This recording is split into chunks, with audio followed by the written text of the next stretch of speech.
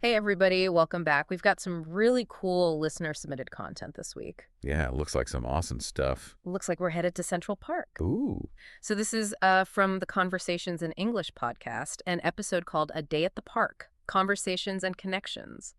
And it seems like it's all about how everyday encounters, even in a bustling place like Central Park, can turn into, prime learning opportunities. it's interesting because they're really focused on that experiential learning. Yeah, Instead of just memorizing vocabulary or verb conjugations, it's how do you actually see it in action in a exactly. real authentic situation. Totally. And the episode follows this guy, Alex, and we get to tag along with him as he navigates all sorts of interactions in the park. Deep. It starts with him giving directions to a lost tourist who's trying to find Bethesda Fountain. Hmm. And I know what you're thinking. Yeah. Giving directions. How basic is that? Right, but that's where the magic happens. Yeah. I mean, researchers have found that successfully using even simple phrases in a real-world context can be a huge confidence booster. Oh, for sure. It just reinforces that what you're learning has practical value. Absolutely. And that's incredibly motivating, especially for beginners.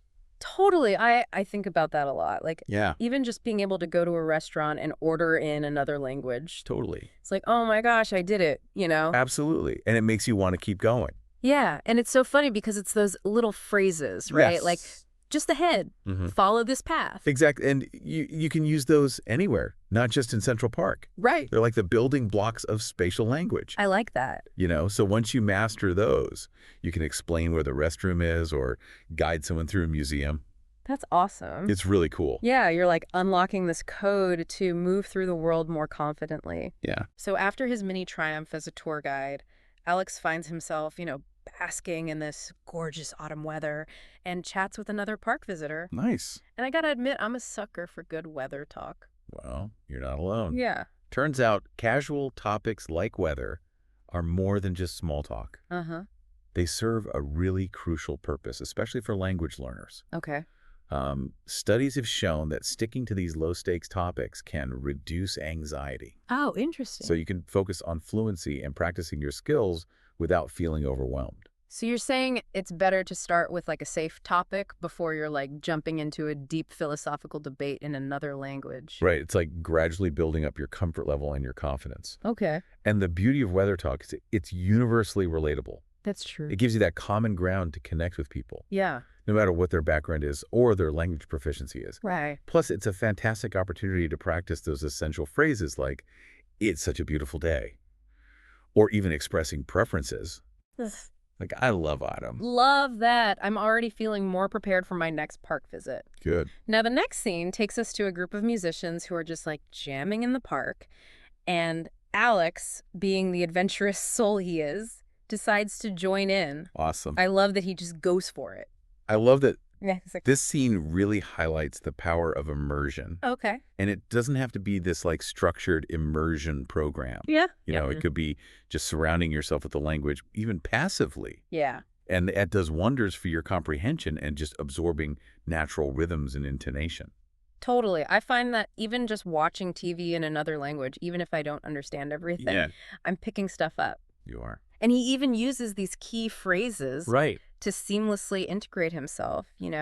Is this open for everyone? Do you mind if I join? Yeah. Those are magic words, for those social situations. Right. They demonstrate politeness and respect, Yeah, which are essential when you're entering a new social circle, especially in a different culture. totally. And they're not just about asking permission, Yeah. They're also about expressing genuine interest Oh, I like that. and a willingness to engage. Okay, so we've got the confidence building directions. We've got the anxiety reducing weather talk. Right. Now we have the master class and joining a group activity. Right.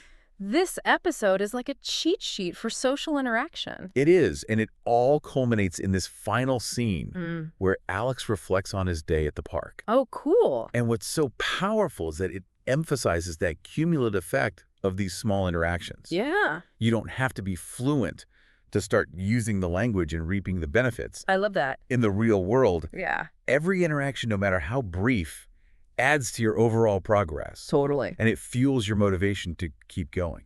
It's like that saying, every journey begins with a single step. Right. But in this case, it's Every conversation brings you closer to fluency. I love that. And I think that's a message we all need to hear. Yeah. It's so easy to get bogged down by the complexities of grammar and vocabulary For sure. that this episode reminds us that progress, not perfection, is the name of the game. It's not about waiting until you feel ready. Right. It's about embracing that messy, imperfect beauty of real-world communication. Absolutely. Every interaction is a learning opportunity, Mhm. a chance to experiment, make mistakes, and grow.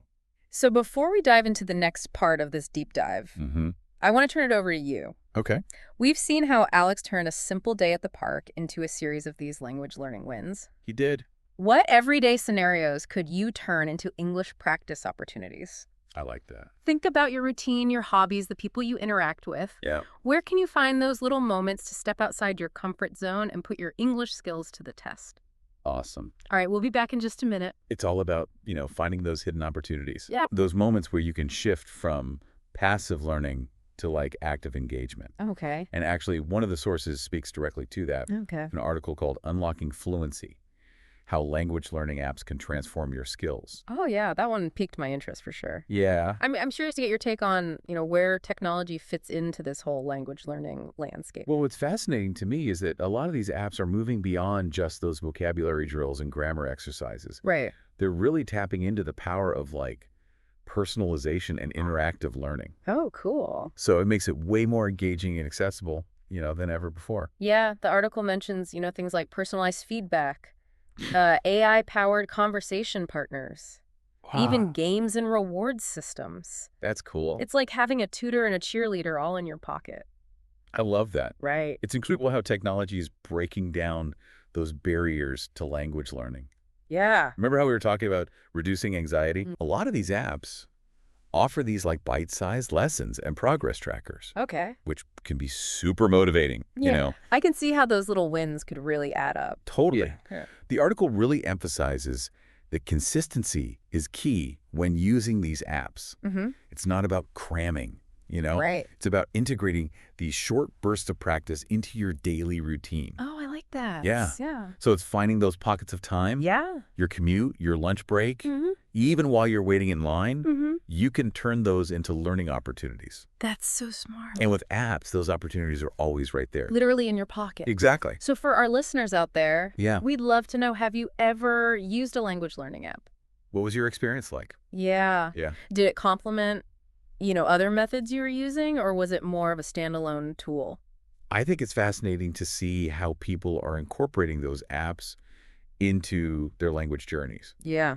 Some use it for vocabulary building, Yeah. others for pronunciation practice, Right. others for immersive listening experiences. Yeah, it really speaks to, the diverse needs and preferences of language learners. Yeah. Absolutely. But even with, all these amazing advancements in language learning technology, the article makes a really crucial point about not neglecting human interaction. Oh, absolutely. Right. Technology is great. Yeah. It can provide a fantastic foundation. Yeah, But it's real-life conversation that It's a- truly sharpens your skills for sure. and helps you understand those nuances and the cultural context. Yeah, it's finding those opportunities to actually, interact with native speakers, Right. whether it's through, language exchange programs, online communities, Mm-hmm. even just striking up a conversation with someone you meet, I love that. Yeah, Think of those apps like a stepping stone, Okay. a way to build that confidence and fluency before you dive into the deep end of real-world communication. Oh, I like that analogy. Speaking of real-world communication, one of the sources you shared really touched my heart. Ah. It's a story about a language learner who used their newly acquired skills to help a lost tourist find their way in a foreign city. I love those stories. Yeah. They're so inspiring. They remind us that, language isn't just about personal gain. Mm-hmm. It's about connecting with others and, making a positive impact. Totally. Using your skills to bridge divides and build understanding. That's beautiful. Yeah, it's like this reminder that every interaction, no matter how small it is, Yeah. it has the potential to make a difference. Mm-hmm. And that brings us to another fascinating dimension of language learning, Ooh, what's that? the cultural aspect. Okay. It's not just about the grammar and the vocabulary. Right. It's about understanding the customs, the values, the unspoken rules that shape a language. Oh, that's so true. It's like seeing the world through a different lens. I like that. recognizing that communication is so deeply intertwined with cultural context. One of your sources actually dives into this, a book chapter called Beyond Words, exploring the cultural tapestry of language. Oh, wow. It's packed with insights about how cultural differences can manifest in those communication styles and interpretations. I'm intrigued. What aspects of cultural understanding does the chapter highlight? Well, for starters, it emphasizes that language is so much more than a system of words and rules. Right. It's a reflection of a community's history, their Hmm. beliefs, their social norms. Yeah, that's like a fundamental principle of linguistic anthropology. Yeah, Language is a window into the collective mindset of a culture. exactly.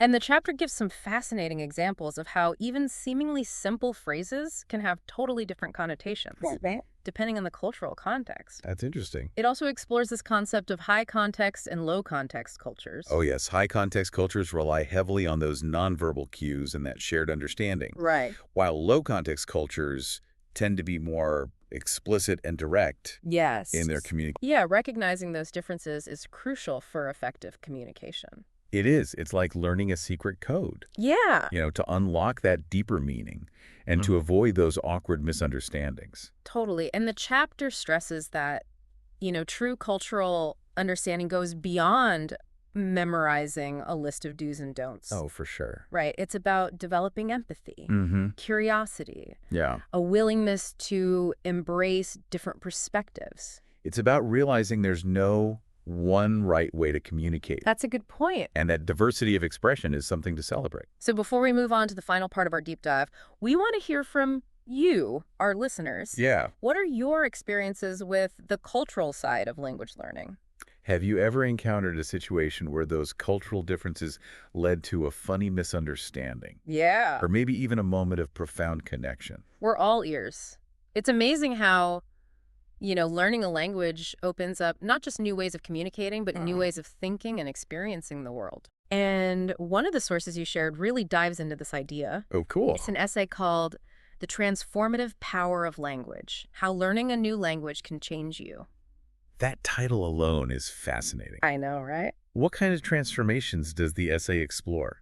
Well, it argues that language learning can have a really profound impact on our cognitive abilities, Okay. our emotional intelligence, even our sense of self. That aligns with that concept of linguistic relativity. Yes. The idea that the language we speak can influence how we see the world. Exactly. And it gives some really fascinating examples like how learning a language with different grammatical structures can actually enhance your problem-solving skills Wow. and make you more adaptable to new situations. So it's like expanding your mental toolkit. Yeah. You're gaining new ways of framing problems and finding creative solutions. The essay also talks about how language learning can boost empathy and cultural understanding. When you learn a new language, you're not just learning words and grammar. You're stepping into a different worldview, a different way of relating to the world and to others. It's about challenging your assumptions and expanding your horizons, Yeah. recognizing that there are multiple valid ways of seeing and experiencing the world. And that can be so enriching, Again, both personally and professionally. yeah, Imagine, the possibilities that open up when you can connect with people from diverse backgrounds, understand their perspectives, and collaborate on like a deeper level. absolutely. It's about building bridges and fostering understanding Yeah. in a world that often feels increasingly divided. So as we wrap up this incredible deep dive into the world of language learning, I Yeah. want to leave you with one final thought-provoking question. Okay. What if we viewed language learning not just as a means to an end, like, getting a job or traveling to a new country, Right. but as a journey of self-discovery and transformation?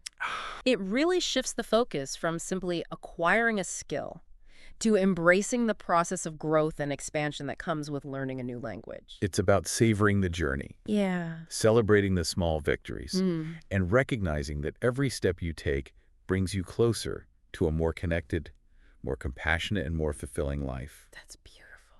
Keep exploring, Yes. keep connecting, and never stop marveling at the power of language to transform your world. That's it for this deep dive. Thanks for joining us. Thanks, everyone.